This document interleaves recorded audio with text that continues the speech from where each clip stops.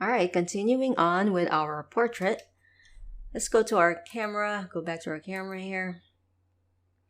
I want to make a few changes here for the eyebrows. I'm looking that there's a little bit of too shine, too much specularity here where some parts of the eyebrows look like it's turning gray. So I want to just adjust that. You might not want to do that with yours depending on how it looks, but I think for mine I want to make it darker and just reduce the shininess of the eyebrows because hair does have shine, but if it's too much, you just look a little bit grayish. So how do you adjust the specularity of the hair? You can go to your hair folder. I'm gonna go to my hair folder here. So I have my hair portrait groom here. I'm gonna double click inside it. There you go. And then remember that we have our material tab here and we have our material element, which is the MI hair. We could go and double click on the thumbnail here to go inside that MI hair material. And there it is.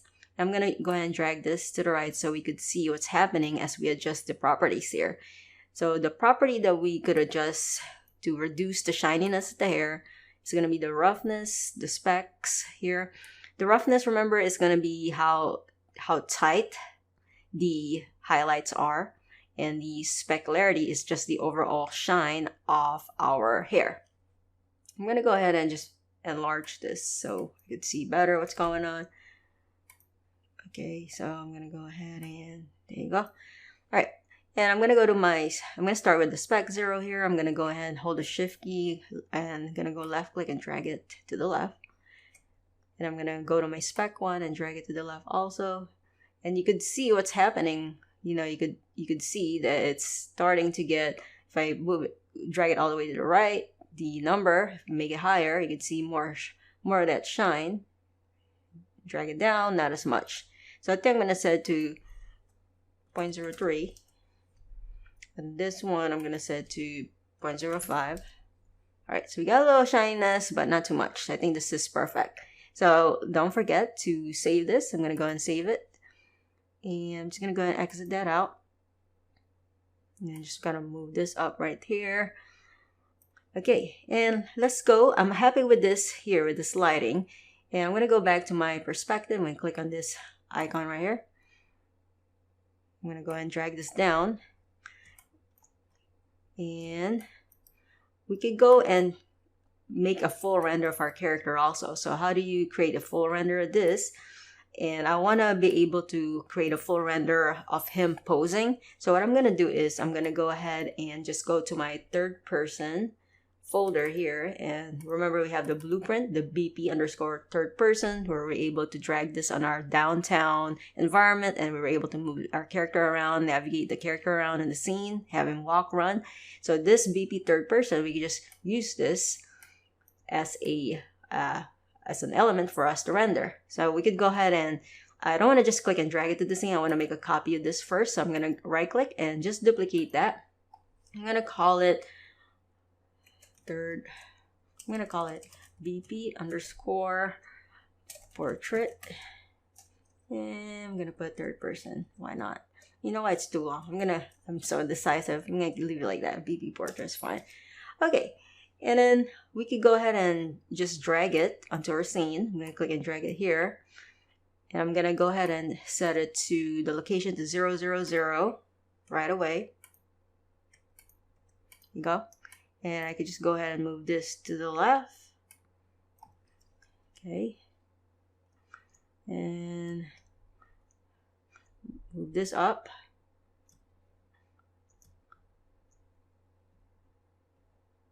Okay. And we could go ahead and rotate our character. So I'm going to go to my rotate tool and just rotate it this like this. Maybe something like that. All right.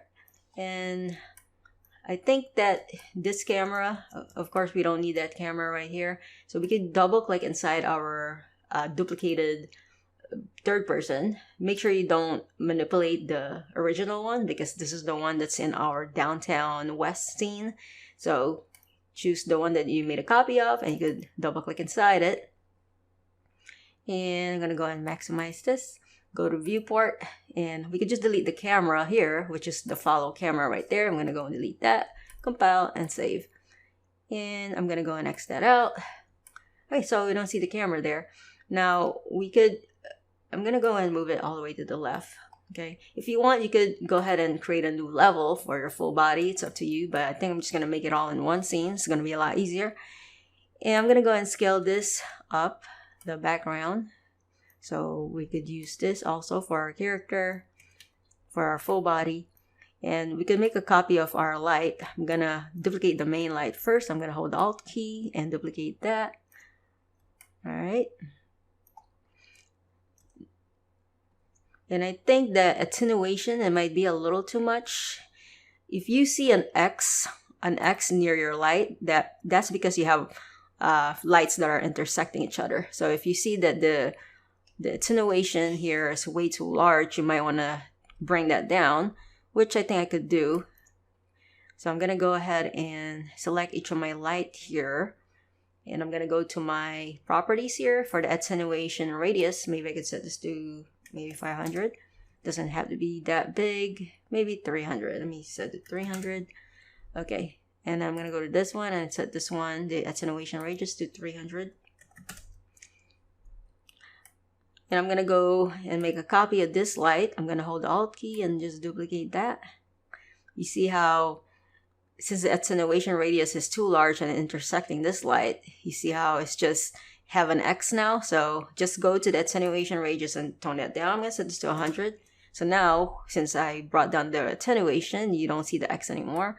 So if you bring it down, then the light's not going to travel as far. So that means you have to move the light closer to the character.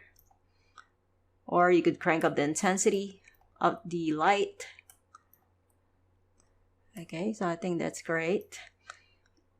Yeah, I could even crank up the intensity if I need to. Ooh, too much. Do that. I'm gonna set to 0.09, 0.1,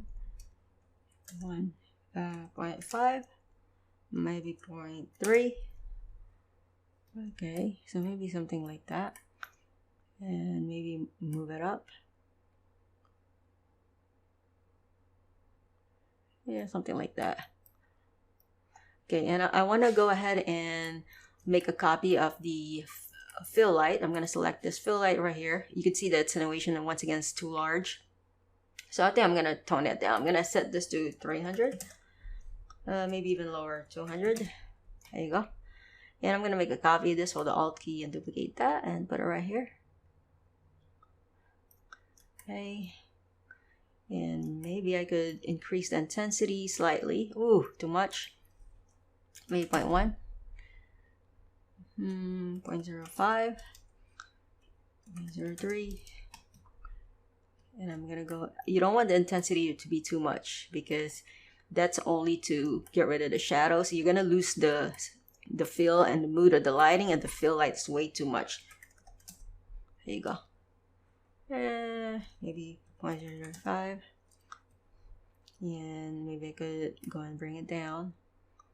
And maybe for the attenuation, I could set it to 100. Maybe 150. Okay, something like that. Maybe I could go ahead and just kind of rotate this. Turn off my snap, rotate, and just kind of move it like this.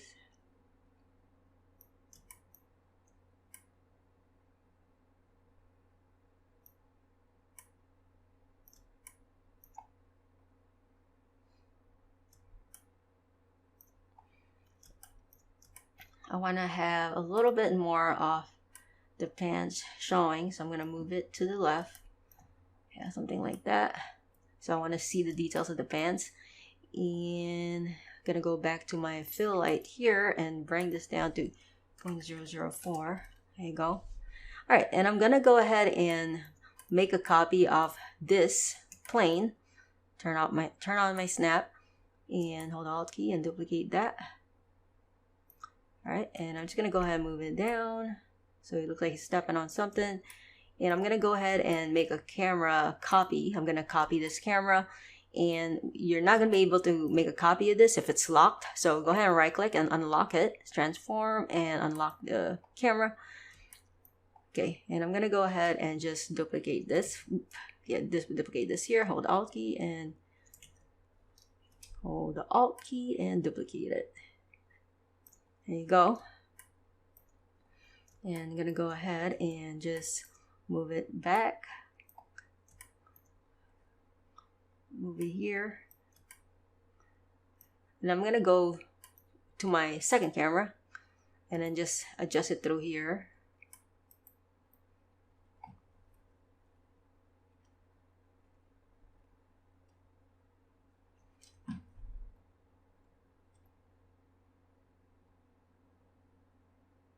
And you can see it's too blurry. We could go to our focus here, focus settings, manual focus distance, eyedropper, and sample our character. There you go. Maybe I could have it more, maybe like this or like this. Maybe, not sure which one I want. This way or this way. Maybe this way would be good. I might make more than one full body render like this, but I think this is a good starting point. And I think for this here, the ground has to be larger. So I'm going to go back to my perspective. And I'm going to go ahead and just scale this up.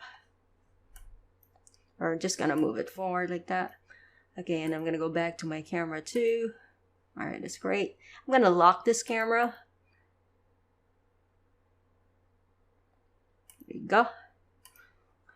All right, so I got two cameras that I know I'm going to render. So I have this, and I also have Cinema Actor 1. Oh boy, did I accidentally move this? Oh no. So I'm going to go... Darn. I'm going to go back to my cinema character here and I'm going to right click. That's fine. I'm going to go ahead and unlock it. It's already unlocked. I'm going to go and move it and just find another similar view that I had before. No issue. There you go. Not a big deal.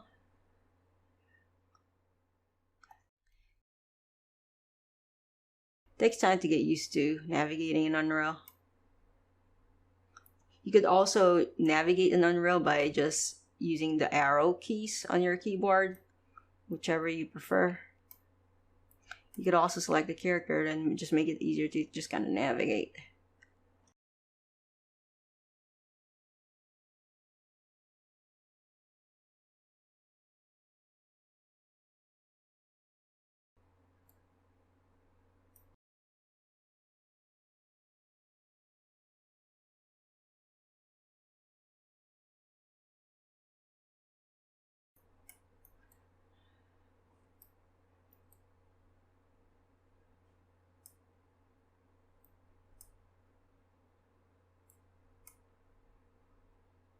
Yeah, if you select the character and press F to zoom in, that'll work better. Okay. Alright, so something like that.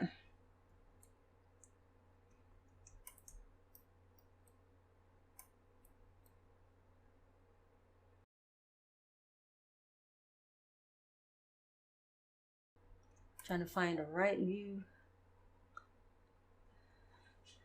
Okay. I think that'll be great. And I'm going to go ahead and lock it. Going to go ahead and transform and just lock. Okay. So I'm going to go back, make sure my other camera's good. This is good. And probably I could, now that I'm looking at it, I think I want to go ahead and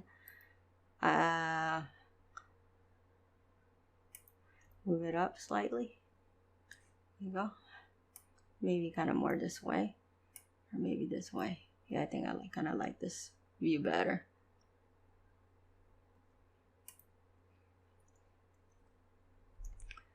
Yeah, I'm gonna go and just lock that. And go back to perspective. I'm gonna go ahead and just scale this up. And I'm just gonna move it forward. Check this out, Cinema Actor 2. Okay, perfect. All right, so we got I got two cameras here that I want to render out. So I got the Cinema Camera Actor, first one here, just the face and a little bit of the shoulders. And then I got another one, which is the Cinema Camera Actor 2, which is the full body. And how do we render these out? To make image renders for your camera, first thing you gotta do is go to Edit and go to Plugins. And for the search here, type in Movie Render. Make sure that you turn on the Movie Render queue here, because we're going to be using a content folder that has the Movie Render queue plugin that's going to allow us to render out our camera shots, okay? So make sure this is turned on, and then you're going to have to restart your Unreal Engine. I already restarted my Unreal Engine. Already this is turned on for me. So I'm just going to go X that out. Alright, so after you restarted your Unreal Engine and turn on the Movie Render Content plugin, you're going to have to go to the settings here. Okay, see the settings, click on that. Make sure you have Show Engine Content and Show Plugin Content turned on. That way you're going to see this important folder here called Engine. And then when you go ahead and click on the drop down arrow, you're also going to see another folder here called Plugin. Okay, so this right here, Plugin. So let's go ahead and double click in there, double click on Plugin, and then you're going to see all these plugins here that we have available for us. Go ahead and look for a folder called Movie Render Queue Content. So right here, Movie Render Queue Content. So go ahead and find that folder and double click inside that folder, and then go to the editor folder, and then you're going to see Stills folder. Double click inside it, and then you're going to see the Still Render Setup. Go ahead and right click on that, the Still Render Setup, and click on Run Editor Utility Widget. Alright, now there's the job settings here preset that we have to adjust. Go ahead and double click in this thumbnail here so you could create your own preset. And for this one, make sure that you turn on anti-aliasing. So that means we're going to have much clearer render. So make sure that that is on. And also for the output here, there are a few things that you got to look at on the output. The output directory, basically where you're going to save your work. So let Unreal Engine know where you're going to save the renders. And also the output resolution here by default is 1920 by 1080. I'm actually going to make it in more the 4K high resolution image. So that size is going to be, instead of 1920, I'm going to set it to 3840. And then this one is going to be 2160. And then we can go to where it says File here, Save As. Save this preset so you could use it anytime. I'm going to call this 4K resolution. And I hit save, so you could use this anytime when we need to, okay? And I already know where I'm going to save this. It's going to be in my Unreal render folder. And yeah, once you go ahead and save that, you could just go ahead and exit this out. And just remember the name, because for that name, you're going to exit this out, and then where the job settings preset is at, instead of still drop, just go to that preset that you have made. I'm going to go to my 4K resolution here. And don't worry about these where you see movie resolution, the output folder. It's going to take into account what you have for the settings that you have made here for this preset, okay? All right, now let's go to our Windows Cinematics and Movie Render queue. And we got these two windows open up. And then we could go and click Create Sequence for all cameras. So we have two cameras in our scene. So all of our cameras are going to be placed on the Movie Render queue when we click on that. Okay, so click on Create Sequence for all cameras. So there you go. We have all of our Cine Camera Actors that we have made in our scene in here. Okay, so I have the Cine Camera Actor and then Cine Camera Actor 2, which is the name of my cameras. And I'm using the 4K resolution, and it's going to save wherever I have saved for my settings there. All right, and once you have it all set up, next thing that you got to do is just click on the Render Local. All right, so I'm going to go ahead and do that. Click render local. So you might see black at the beginning. This might take several minutes. So just wait for a bit, hang tight. And I'm gonna go ahead and pause. Just want to let you know that while it's rendering, if you want to see what's happening, you're gonna see a little bit of a preview render here.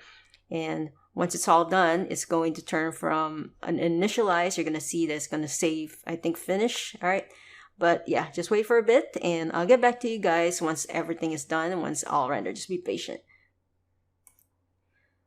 Alright, so once it's all done, you could just go and click on any of the output here to see your renders. So I'm going to go and click on this link right here.